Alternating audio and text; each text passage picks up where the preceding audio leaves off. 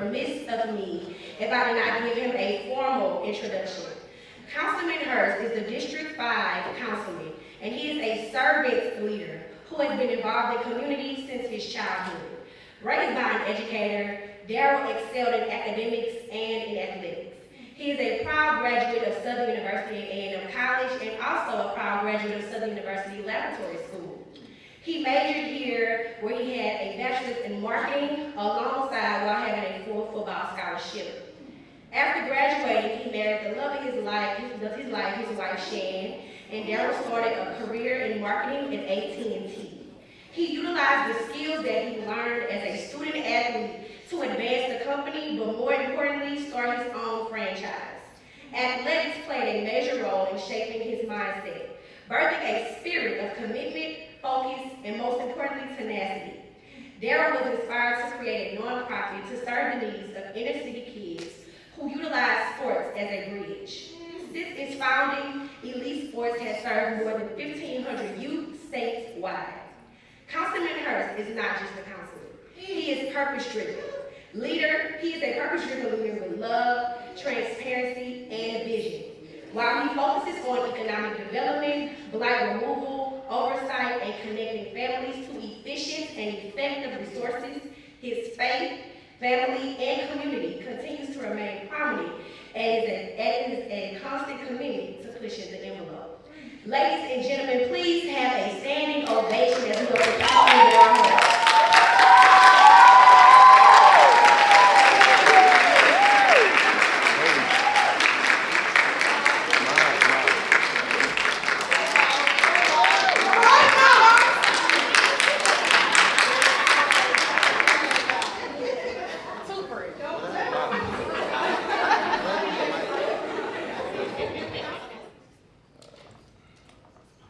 Yeah, I like doing this anyway, that's better. Well, on campus, I thought they could dress up before I got on campus. Well, I saw y'all, there you go. The good brothers can dress too, man. Thank y'all so much for being here today.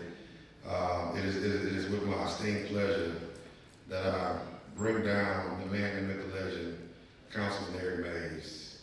He has had us laughing since the first time I talked to him on the phone, and we have not stopped laughing since he got off the plane yesterday.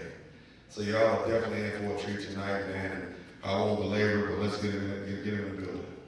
All righty, so let me go ahead and give him a formal introduction as well. So, Councilman Darryl Mays is a change agent who was born and raised in Flint, Michigan. With love of his state, he went to none other than Michigan University, where he received a degree in political science on a pre-law track. Councilman Mays has been serving his community selflessly while being one of the 2 longest-serving members on the Flint City Council. As a representative for the 1st Ward in the city, his continuation to having a winning seat is a reflection of his resilience, transparency, and willingness to serve the people of Flint, Michigan. Councilman Mays is not only a political figure, he is also an alumni of Michigan University, a prominent member of the National Association for the Advancement of Colored People, but also a businessman. As owner of Mays Goodman Enterprises, he has a political consulting business, and it shows that even through his entrepreneurship works, he has a voice for the voiceless. Throughout this past year, Darryl Mays has taken social media by storm, while having over 5 million views on each social media platform. His authenticity is a refusal for settlement of mediocrity, and he separates himself from his peers constantly by doing so. Darryl Mays has not only been an inspiration for his constituents, but to the youth as a reminder to remain true to yourself and always stand tall for what you believe in. Ladies and gentlemen, let's go ahead and stand tall and give him a good Louisiana love. Councilman Darryl Mays.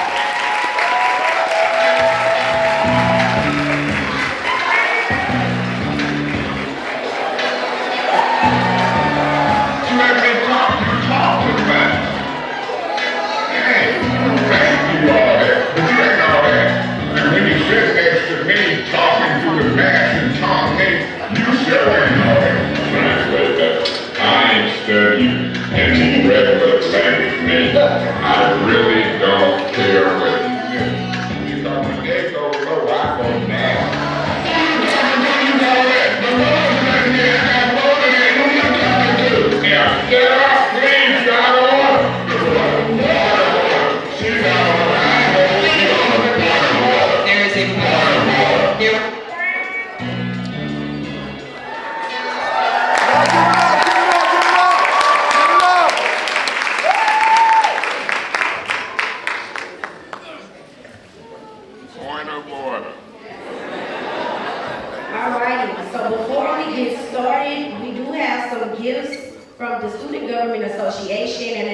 Alpha chapter of Delta Sigma Theta Sorority Incorporated, so you guys can come up here and present them at the moment. Let's give it up for the gifts.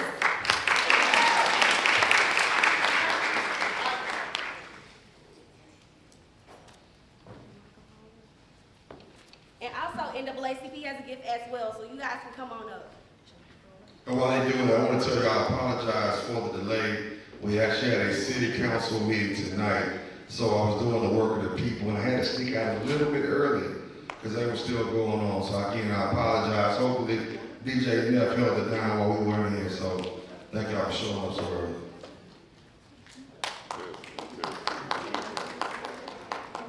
Y'all hear me? Okay. Hi, Councilman Mays. Hi, Councilman Hurst. We got you again, Councilman Mays. We asked around to see some things that you would like, so hopefully you do like it. And we're happy that you're here. We're so excited to see what you have to say. Thank you. Do I look good? You can look at the back. Y'all will never know. So let me tell y'all, again, thank y'all for coming out. When I found out, they called me and said, hey, we need somebody crazy enough to interview Councilman Mays. I said, well, you found your opponent, because I'll be there. So we get on the phone call, I'm headed to San Antonio, and it's a long ride. So they called me from the mayor's office. They said, look, we got Councilman Mays on the phone, and he won't talk to him. I said, absolutely. That's a true story, y'all. So I'm on the phone, my wife's on the speakerphone, I'm so excited, because I'm like a kid in a candy store, right? We all know who he is, that's why y'all sitting in the crowd now. That's why we flew him down. And he says, yeah, this is Councilman Mays. Now what y'all want with me? And the Kendall's like, yes, what we'd like to do is bring you down to Baton Rouge. I'm like, yeah, but what you gonna do when I get there? And all he said is, God damn it! I said, I was on the road, but I could just imagine how that face was. So he said, oh yeah, back to the conversation. Then he said, bikinis! And he yelled out loud. I'm like, man, what is going on in Flint, Michigan? I know they water brown, but what's happening there? So we started talking.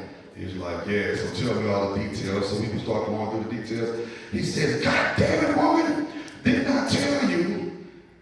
You distracted me with the bikini in the store in Flint, Michigan. He was in the corner store. Ain't no in the corner store. So I'm just telling y'all, from that instant on the phone, I knew that we were going to have a good time in Baton Rouge. He definitely set the tone then, and so what this podcast is about normalizing politicians. I see a lot of my colleagues in the room, and let me tell you about politics. What they do is they build you up to get you elected just to tear you right back down. So I want all my elected officials to stand up right now and be recognized, because people don't see the kind of fight that we put together every day to represent our constituency. Would y'all please stand and properly acknowledge who we're going to do again? Let's stand up. Senator Ashley Darryl.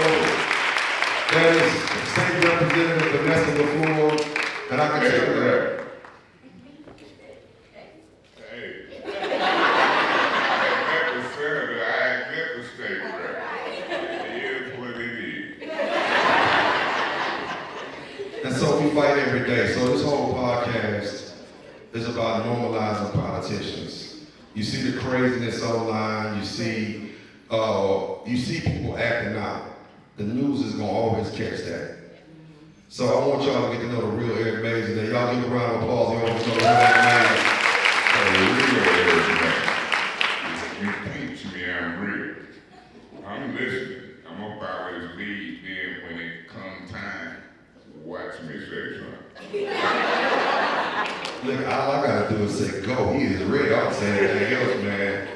So I think it's important that a lot of people in the room that are active, that are involved, that want to see change, this young generation, social media oriented. They get instant news. But take them back and tell them how you got started in politics, man.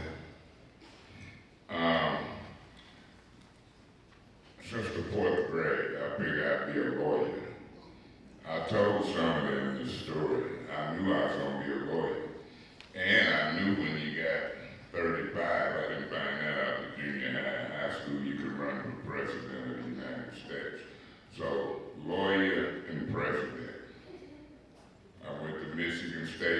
is my first time in life. I'll be 65 September the 16th. This is my first time in life being on the campus of a historical black college.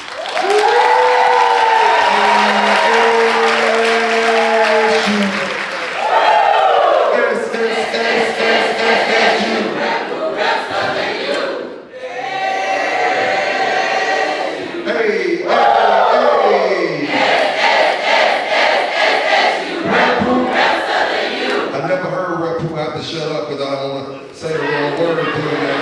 But I'm glad y'all taught me the new version. I just got real quiet. This is an emotional experience. You mean I missed all that? I was in the Big Ten. I've been along with Magic Johnson. We had a good time. Everybody used to come to our campus. Magic was winning. I was a walk-on in football, wide receiver. Y'all know what the green and white gang is?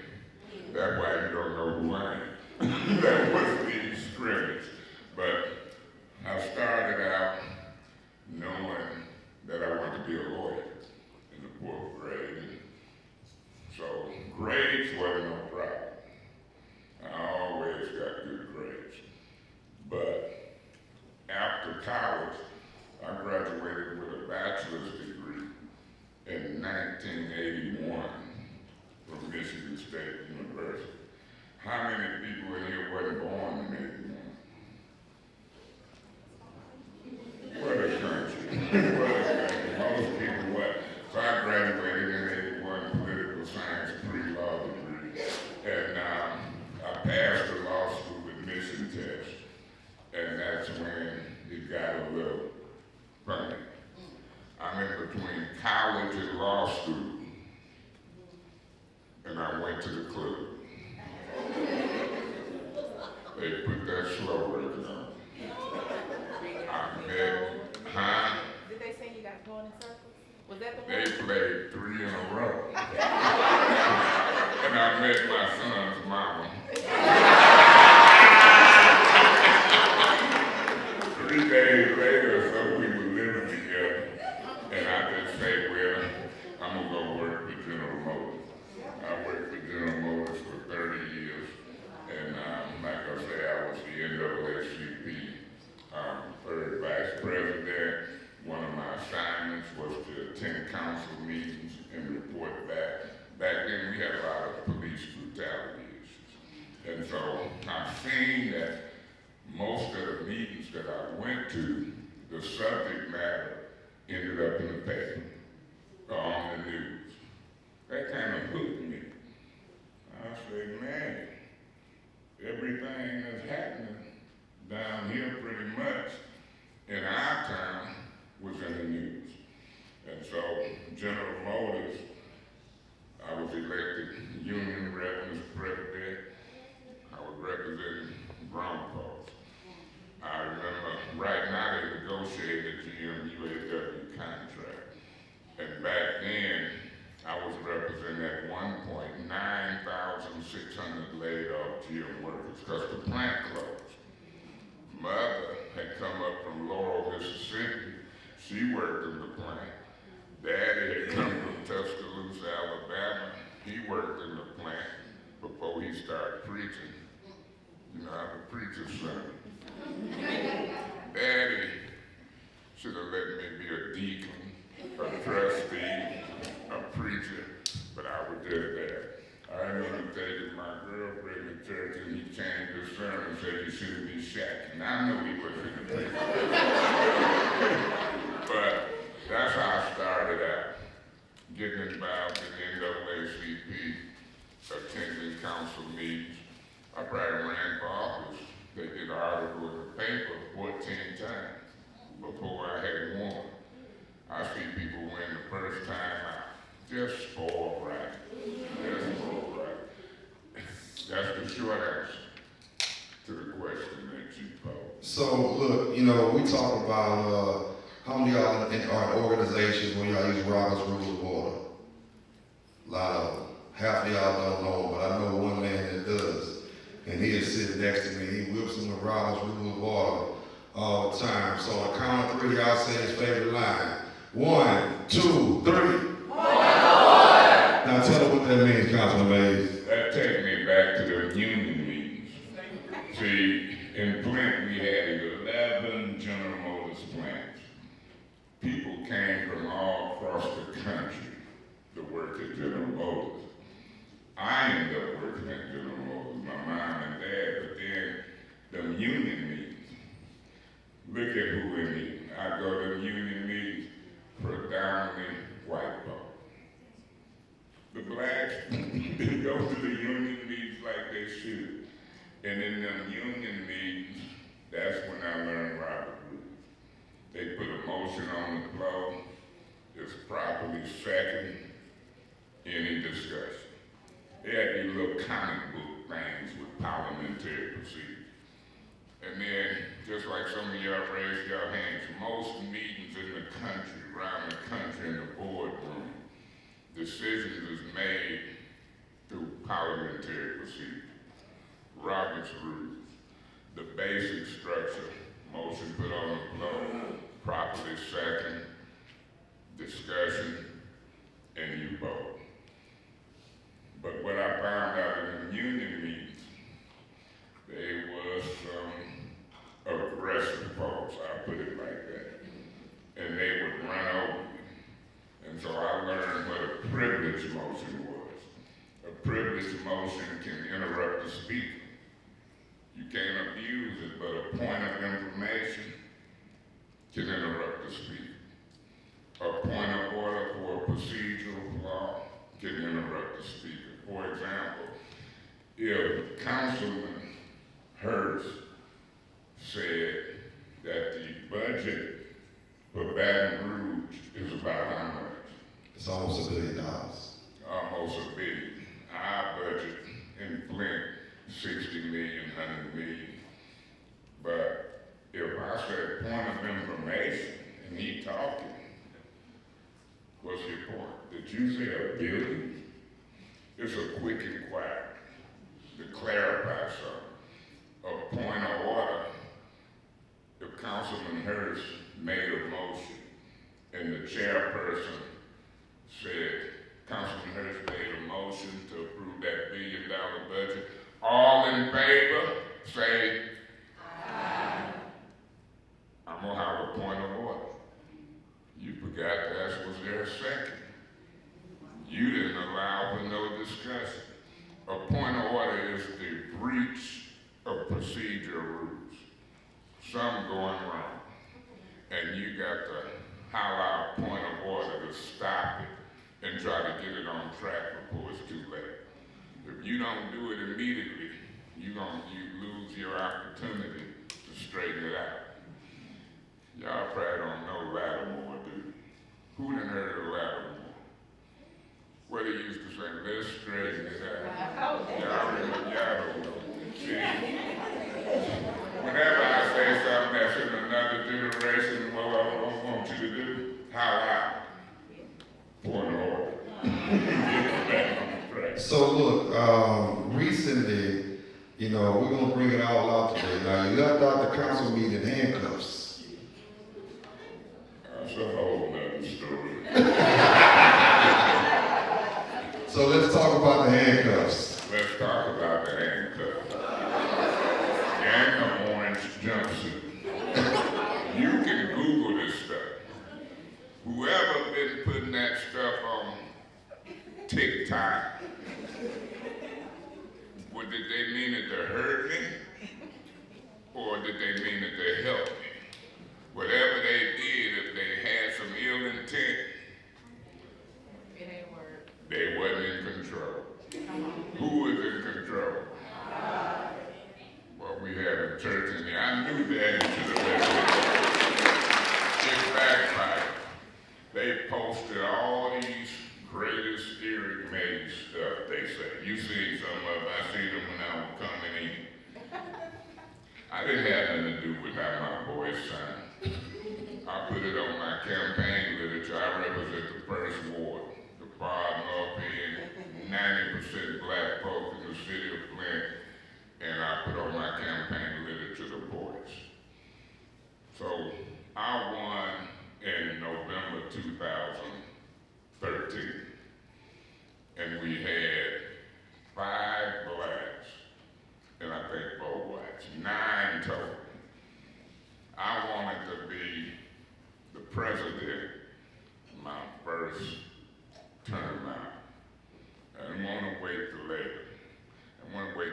sophomore or junior. I want to be president my freshman term.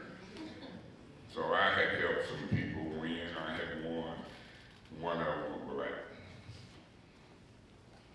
And I knew he was going to be the deciding vote.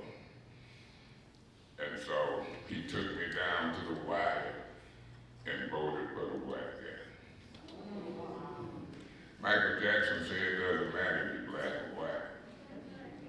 It matters if you're wrong or right. So when you hear me talk black or white, it's something about wrong and right. The point is this. After a week or two, they wanted to make up. They invited me to a victory party. I said, man, I'm not going to hang out with y'all. Go hang out with them other folks. I'm not going to the victory party. I'm sorry. That party, remember the other party, messed up my law school career. This party had me ended up in an orange jumpsuit. And all you can drink. All you can drink. I don't even drink that much. Even at Michigan State, in parties, growing up, I mean, my twins, I didn't really drink that much. So everybody in town knew me, who really knew me, I wasn't a drinker. But that night, it was some Grey Goose, sir. Man, look. I woke up the next morning. I had been woke that night. But they say they found my car going down the interstate, we gonna call it, with 4 flats the wrong way.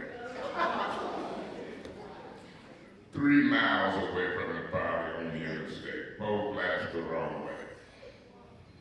When they got there, the police cars everywhere. I ain't in the car. I'm standing outside the car. I'm thinking somebody put some in my drink and towed my car there. At least that's what I told them when I represented myself. I said, I represented myself in court. I was at a .08. In Michigan, that's the limit.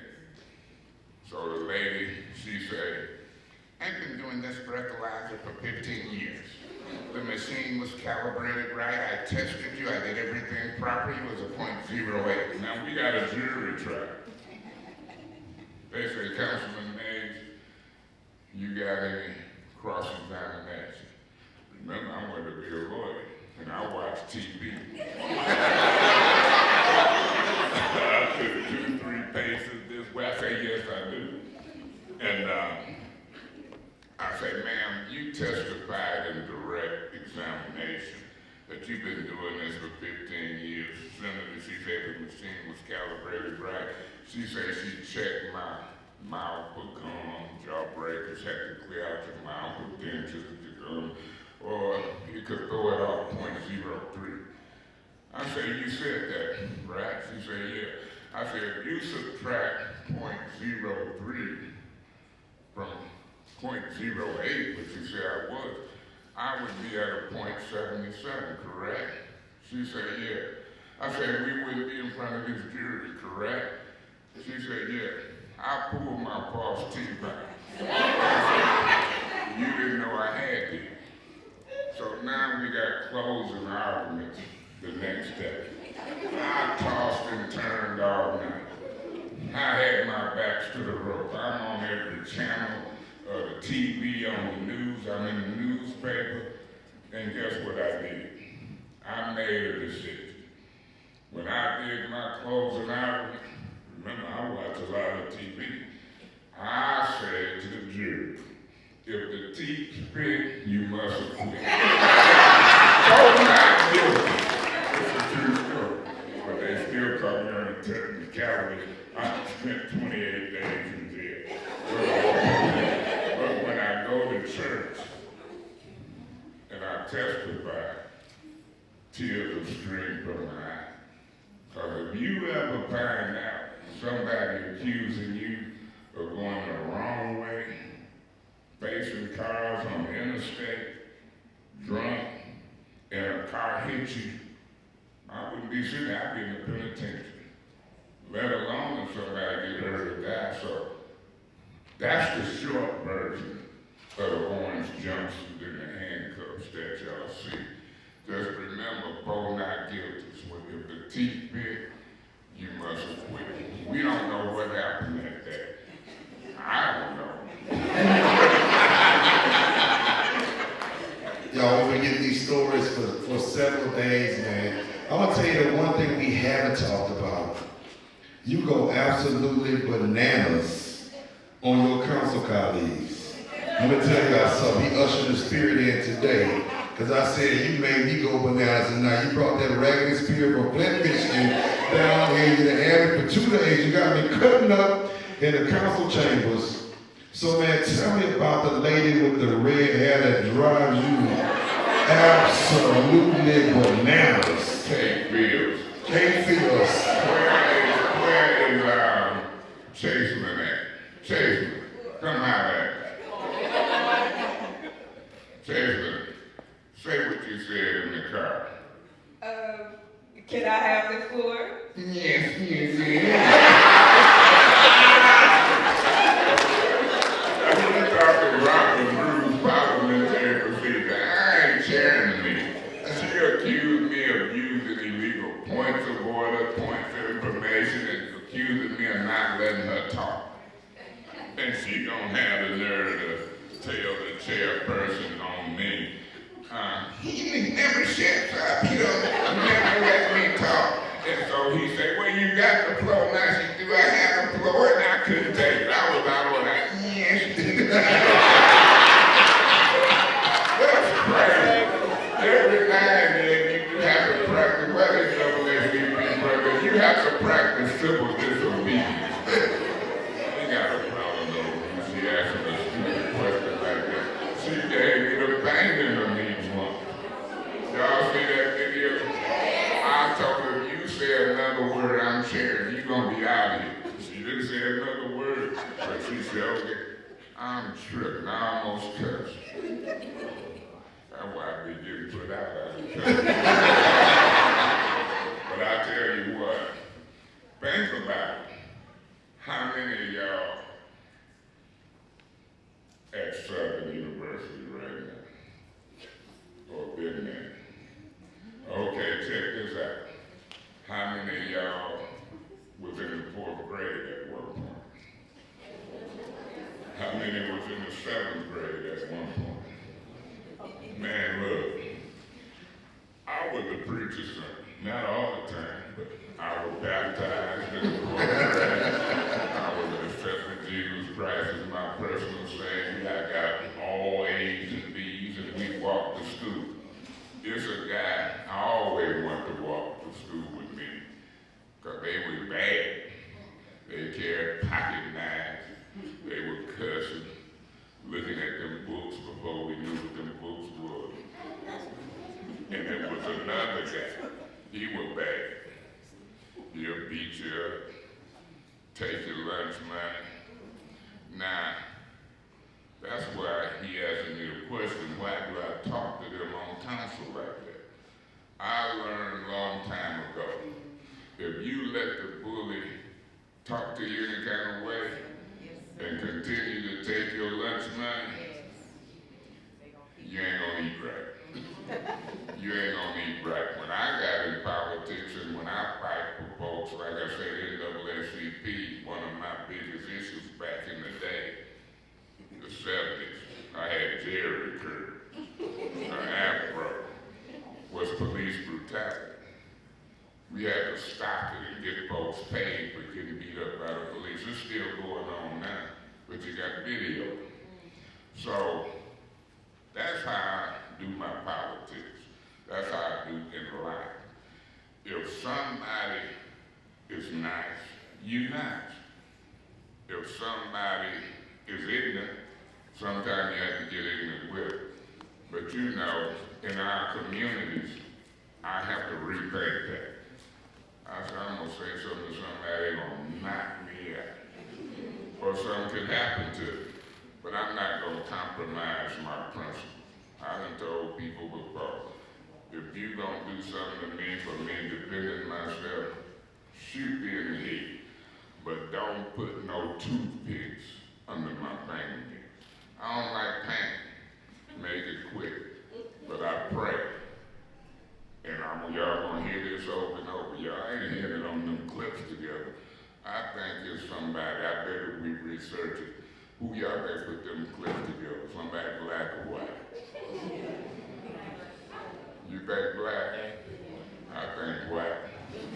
At the beginning, because they went by. They didn't help me.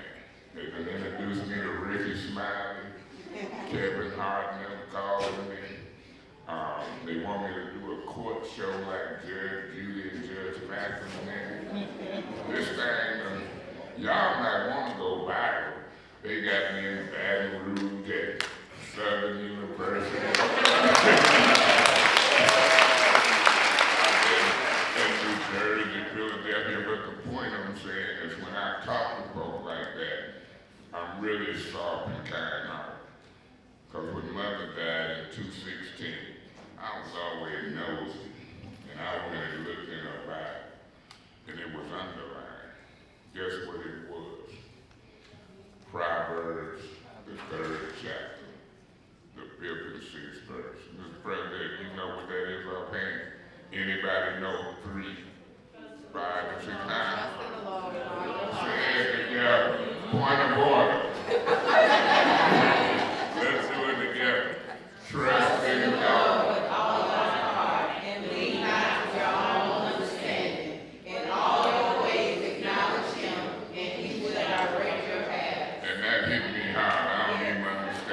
Sometimes, but I don't have to lean to my own understanding. All I have to do is trust in God, not just with my brain, with my heart. 65 years old next month. Do you know people, some of us didn't see it and won't see it? What a country. What was your question again? No, I don't. So much. So look, we want to engage, we want him to engage with Southern, not just talking. So we want to have my beautiful wife, Shan, former Miss Southern, y'all give her a round of applause.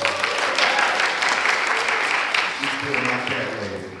But she's going to walk around the room with that mic, so by show of hands, we're going to take 3 questions for Councilman Mays. Raise your hand, we're going to go from the right to the left, matter of fact, 4, right, left, maybe 5, and then we're going to get up out of here because we want to respect everybody's time. So we're going to start to the right. And I'm going to come to the end of the road to see me at the end, so I don't have to cross over anyone, please.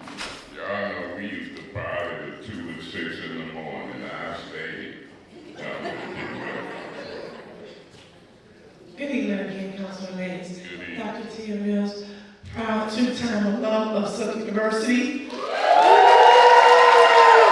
Currently serving as the president of the Louisiana Association of Educators, which is an affiliate of the National Education Association, the largest labor union in the country. I think it's extremely important that you tell the individuals in here tonight the importance of union values and being affiliated with unions and how they are really a fiber of the being of making sure that not just education, but employment rights are enforced across the country. Let's tag team and do that together. Hey, look, y'all already know the more money you make, the better quality of life we have. And y'all might not know it, it's been so long time ago, we used to be free labor. Slaves. People wasn't treating us right, we just couldn't help build America. We were slaves. But that union taught me about health care, higher wages, vacation days, sick pay. It meant something. In the UAW, we always said solidarity, stick together. It's powers in numbers. Because in a capitalistic society, if I'm a businessman, I don't want to make 700-800 million. I want to make $3 billion. And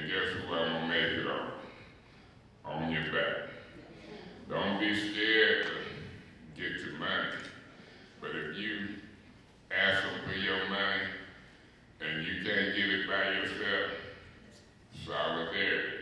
Everybody stick together and walk out. They gonna cut that money up because some of it is better than nothing. Add to it. So I know a lot of you all were watching the things that were going on in the city with the bus operators and the cafeteria workers, and so many people had a whole bunch of things to say. But what I need you all to understand is the importance of making sure that these people are working at a livable wage. And that's where I come in. To make sure that the individuals who are taking care of the future of not just our state but our country, that they're taken care of too. Because if we take care of them, they in turn take care of us.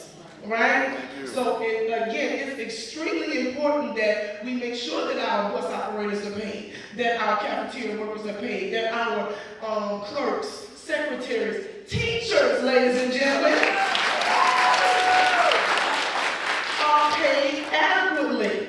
And so when you see lawmakers like Vanessa LaFleur, my good soror, and State Senator Regina Darryl fighting and advocating on our behalf, we need the general public to stand with us and stick by us because while we may have a critical shortage here, it's a nationwide issue, but guess who are inheriting the people who are leaving the state of Louisiana, other states, primarily next door in Texas. Because their goal is to try to pay their teachers on the upwards of 6 figures. And how on earth can we compete with that?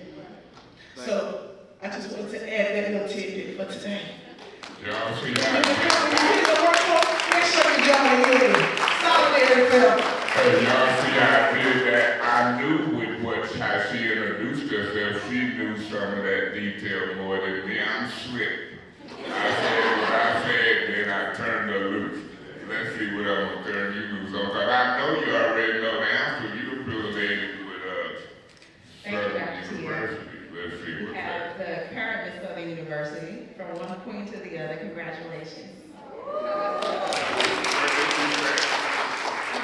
Greetings, everyone. Mr. Mays, Mr. Hurst. The question that I have for you is, with your upcoming fame, your platform has gotten really big now. What are some goals that you have for your community or just the world in general? Well, one of the goals I would like to do, I don't know if I'm gonna do it. Remember, I wasn't a lawyer, but I'm representing myself. I turned 35 and didn't run for president, but I could run for president now. Now the question is, would I win? The statistics might say nothing, but look in this room. I've been to Philadelphia, New Jersey, Atlanta, Detroit, all across the nation, holding on to airplane seats. I don't even like flying. Well, I ain't need folk for that. That means flying. But I do believe that I can mobilize a bunch of black folks. I think I can help the party. And I'm a Democrat. Might be some Republicans in here, but I ain't mad at you. But I'm a Democrat. I think I can mobilize the party, bring a lot of people in, brown, black, young, old, white, from my social media platform and my politics. And I might could surprise some folks because I know politics. They would have to give me, and if I asked them, they'd have to give you, Miss Southern, a seat at the table at the Democratic Convention. But don't fool around and let me make sense. I was running for registered deeds one time in Tennessee County, Flint, Michigan. You done talk to me about parishes, right? Mayor, president, city of Paris. They say, man, don't run for registered deeds. Floyd McCree don't have it. I said, okay, I was young. I didn't run. Guess what happened between August and November? He died. I'd have been the registered deed.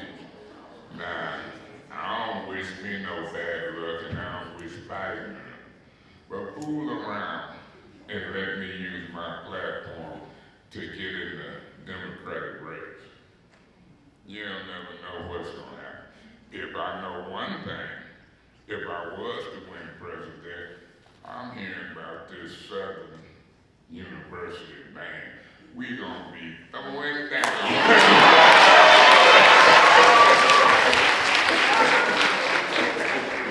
Thank you, Ms. Southern. We have time for one more question, and we'll go to this gentleman. Hello, thank you, Mr. Mays. Thank you, Mr. Councilman. My name is Clarissa Tate. I'm a senior political science major from Southern University, but I'm from San Jose, California. I'm sorry, I was using the elevator pitch a lot this summer, so I was used to just saying what university I'm from. But my question to you is, as a politician who has been an incumbent in your seat for, I believe you're one of the 2 longest council members in your district. Yeah, 10 years. 10 years, yes, sir, 10 years. How do you feel it's best to advise and uplift the youthful politicians in your area while still not necessarily giving up your incumbency? Because you see that, demographically speaking, things aren't representative in terms of leadership and actual descriptive demographics of, the voter base and such. So how would you say that you would be able to best help bring in the next generation of politicians? I know a guy called me the other day. He had been watching. I talked to him 2-3 times. I don't get 15, 20 calls from across the country. Pennsylvania, Mississippi, Iowa, Chicago, Texas. People call. And some of them be running for stuff. It was a guy, I don't know if he's still here, he running for freshman class president here. And they will be wanting me to take pictures, endorse them, they call and communicate. But you can imagine, ever since I gave that cell number out on that Ricky Smiley morning show, I've been getting calls from across the country, and I ain't in the same mood every day. You wouldn't be in the same mood every day. If your phone ringing all the time, this Councilman, we be watching you. This Councilman, oh, I'm sorry to bother you. This Councilman, I'll be here. That's what he expects. But you gotta try to be cordial. The best formula is to help people. We public servants. You political science, I'm political science. I don't care what they say. When you get in these elected offices, your job is to serve and help people. If the Lord bless you with a brain and you can maneuver, I met a guy, I think they say he was 11 years old when he came here. Now what, he 13? Y'all know what I'm talking about? Yeah, I seen that brother today over there at the athletic. Was we at the athletic building? So we had a guy 10 years old when I was at Michigan State. And so, help people, no matter what you do, what position you're in. If you can help somebody, you can't lose. So that's my point. I don't care about being in there 1 year, 10 years. That's how I'm standing there. Because the people in my area, they call me. One of the best tools that they invented for me politically. What y'all think it is? Got something to do with this phone. What y'all think it is? Text message. Say what? Conference call. Say what? Call ID. Call out them down. Somebody, you think it's social media now? Do not disturb. One of the best tools for me in my office they invented was 3-way calling. You know why? Because they called me, Councilman Mack, it's a pothole on Pearson Road.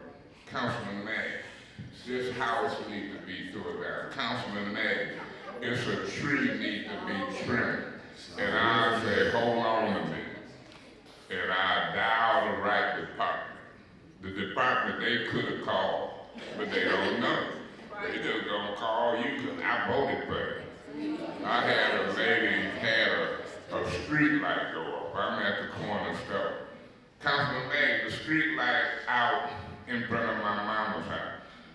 In Flint, what y'all power company, man? Energy. Look, they just left our meeting, they got the business tonight. Man, look. They got the real business tonight. I was as consumers. I say, well, you just dial consumers. She said, no, I voted for you. If you don't get that street light on, I know where you stand. So the best thing I learned so far is three-way call. If somebody call you and they don't know, and you do a three-way call with that department and help get some stuff done, three-way call has been great. Help people, continue to help people. Now, once I take a breath, because I'm hating to go, maybe I'm not two more questions. I think 12, but the point is this, all good things come to an end. But I want to see what he said, and I got something I want to try before we go. Well, I will say this though, what he just said was really important. So, first of all, Senator Darryl is in my district, she's my senator, and Senator and Representative LaFleur, they do that. They say, call your councilman, let me get him on the phone. So we hear about potholes, trash, sewer, garbage. Like, we just gave energy to business tonight. I'm talking about gave them business. They left there with marching orders. But it's a labor of love. And I'm gonna comment on one thing that he said. No good deed goes unpunished. Y'all remember that. So you can't worry about what somebody else thinks about you if you did something with your heart in the right place. That's right. Because you do good for one person. Think about this. I'm gonna give you an example. Government is about power, money, and influence. That's really all it's about, I'm just telling you.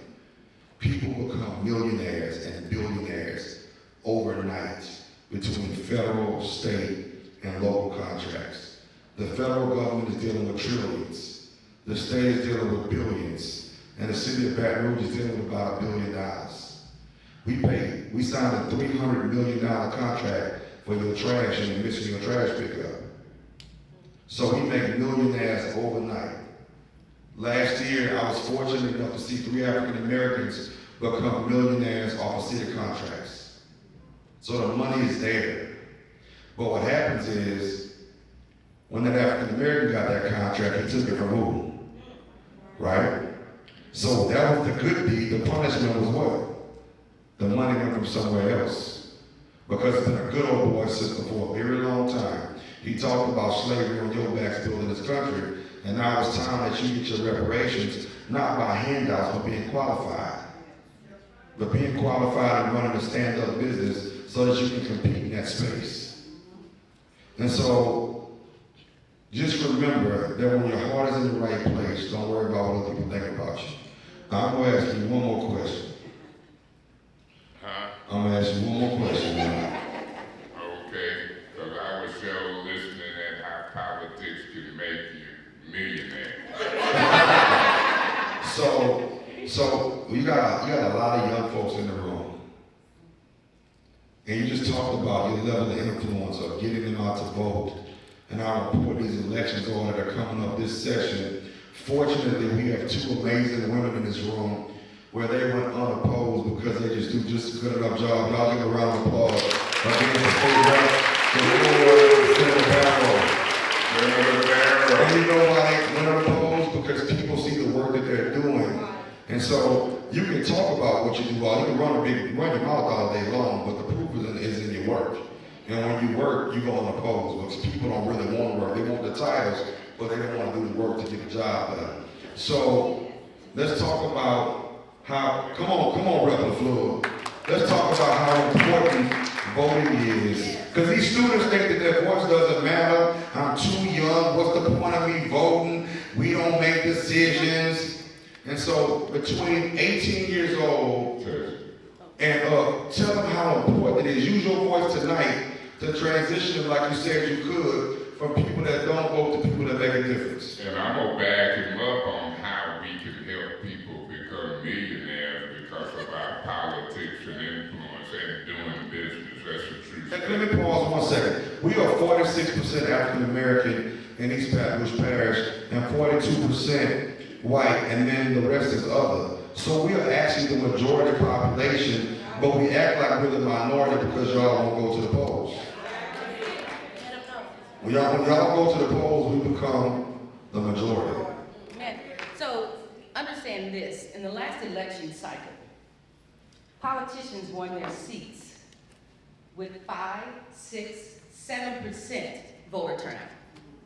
That's not good. That means we are sitting at home. We sit at home because we think what we say and our vote doesn't matter. What do we call that? We call that voter apathy. Have you heard those terms before? Voter apathy is a privilege. What do I mean when I say that? It is a privilege. If the majority looks like you can have voter apathy. You can sit at home and not go because the majority is going to show up at the polls for you, right? Voter apathy is a privilege. And it is a privilege that black folk don't have. You understand when I say that to you? That means you have to show up at the polls. That 7, 8, 9% voter turnout does not work in the African American community. We have to show up every single time, young people. Your vote is your currency. Can make that money count. Your vote is your currency. You cannot sit out an election. They can sit out an election because for every one of us that decide we don't want to vote, to think that the lesser of two evils argument works in our communities, it's 3 of them that's going to go to the polls to make sure their candidate gets in. You understand that? Voter apathy is a privilege that black folk like you and I do not have. No matter what part of the country. No matter what part of the country. What part of the country. Thank you. We need you to show up and show out at the polls. Don't go by yourself, right, Senator? Absolutely. Take people with you. Because people that don't look like you, that have in the state of Louisiana, super majorities, are making decisions about your life. Point of order. They're also making decisions about where to put that money in. That's right. And listen, I'm gonna tell y'all something. I learned something about money quick. Had met that girl, you know, my son's mom. But I had went to the library and I said I wanted to find something that every household use, run out and go get some more. And when I figured it out, I'm gonna go slow. When y'all figure out what I was doing, you tell me. I needed a bottle, a top, and a label. Huh? Water. Flint, Michigan, it should have been water. It should have been, but it was dishwashing liquid. And I put my cousin on the label. In this world, I always say you sell $1 million of them, you got $1 million. If you can make $1 profit. I went to a store and I was selling to them for $1.79. They were selling for maybe $2.19. But when we say this, it ain't cliche. If you understand voting and you understand that we can give you money to jump off a business, take it. Yeah. You better hurry up with me because I'm about dead. Y'all don't have to rely on them and yourself, the other politicians, but it's connected. Yep. You know, y'all like, what they say? It's true. So once we orientate you into voting and how voting can turn into money and profits and business, it's for real. Because when you all leave Southern, I don't know where you're gonna go, but wherever you go, call that voting and business point of order. There's enough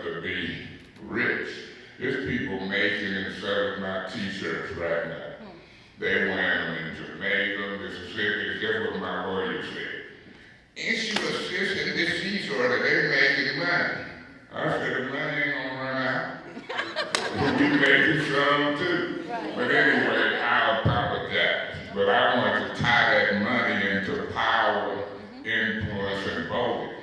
I can't fund myself in politics, but I can fund you, and you, and you get a car, and you get a business, and you get a, like, it's real.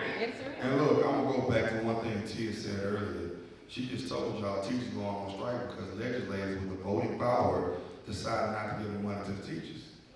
That's what happens. So all y'all that's going into education, but you're still not voting, you're gonna be a broke teacher on the strike line talking about you not getting paid 20 years down the road because you're still making the wages from 20 years in the past. So I will say one last thing. He talked about being an influencer. And all y'all raise your hand if you would love to be an influencer and make money.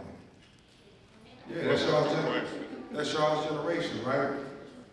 So the question is, what are you influencing? And who are you influencing?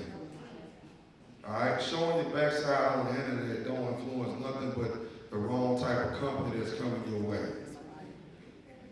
Influencing somebody to go to the polls and leveraging your social media success and prowess, that is what you need to do. Influencing people to make your community better. Influencing your campus to be the best university. That's what you need to do. And I'm only saying that, man, 'cause I'm a proud Southern Jag. I walk around the campus. Some of y'all are wearing night clothes to the classroom. I'm just being honest with y'all. And I'm gonna tell y'all something. Like, what I mean by that, and I talk to my aides. My aides are college. They college kids. And I told them, when you in the classroom, while they dress in a certain way, and listen, I'm not judging you, because that's the fad now, right? But while you dress in a certain way and speak in a certain way and conduct yourself a certain way, when the companies like 3M and Johnson & Johnson come in, and you have to represent the university in a certain fashion, they're not gonna pick the one that wore bedclothes to the classroom.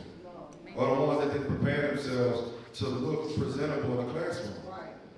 And your version of presentable is who you are. I'm not gonna judge that.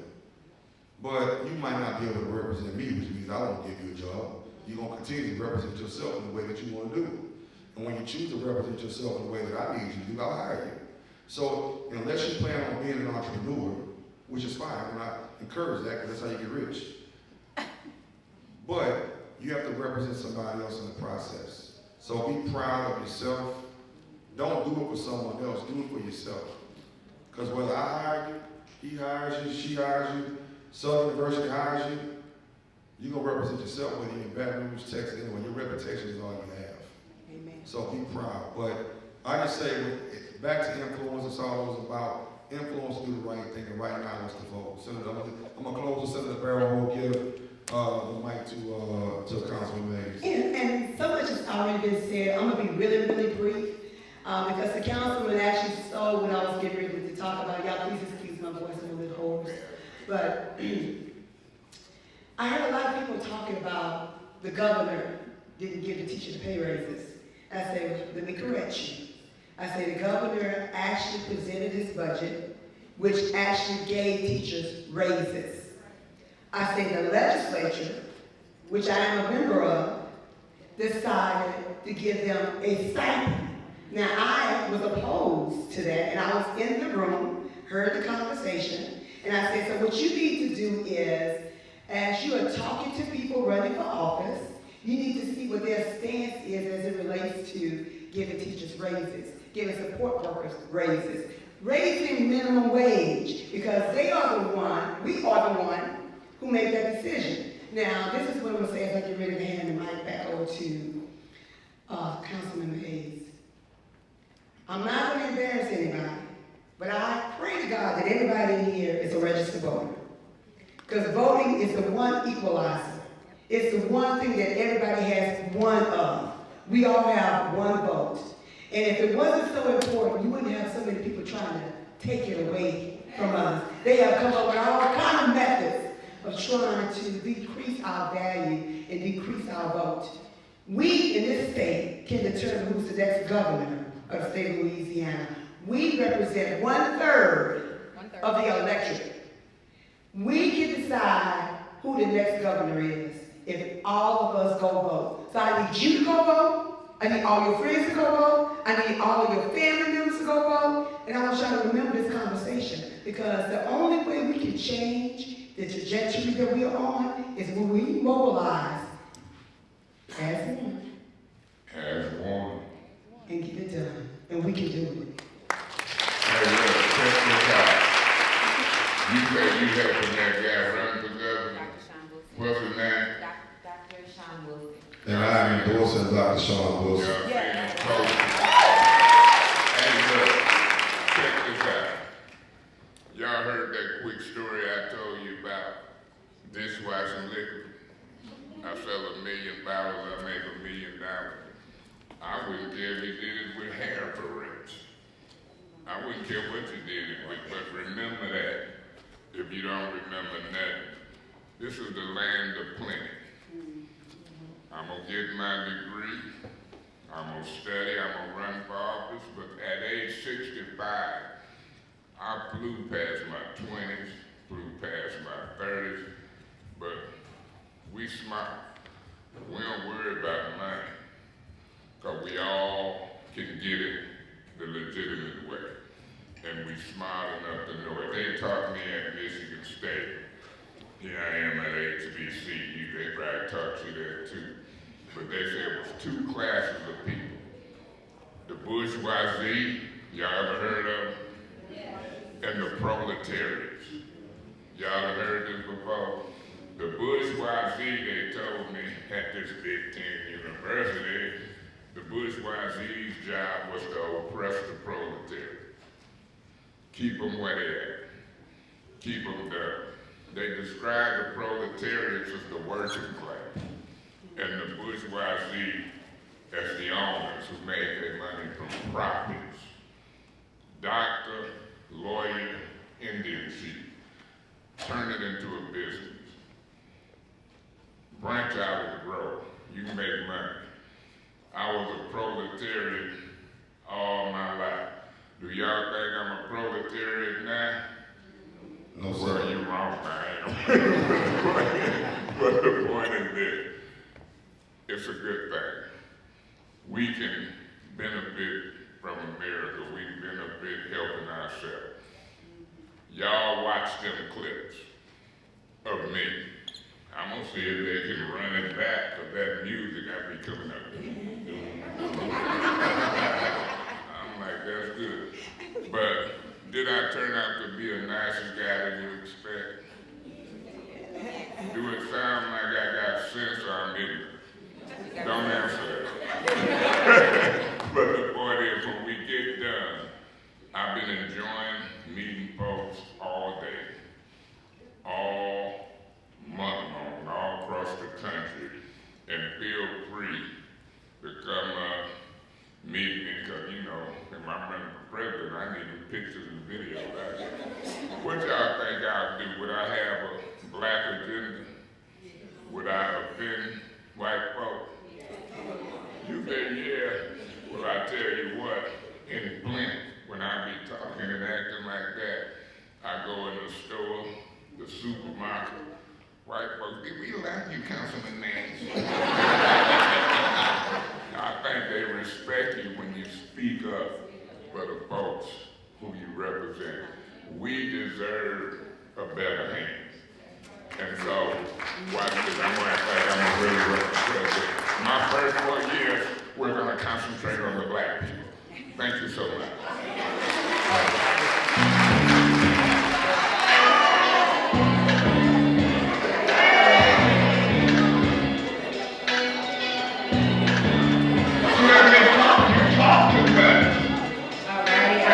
Get up there, you all that. But you ain't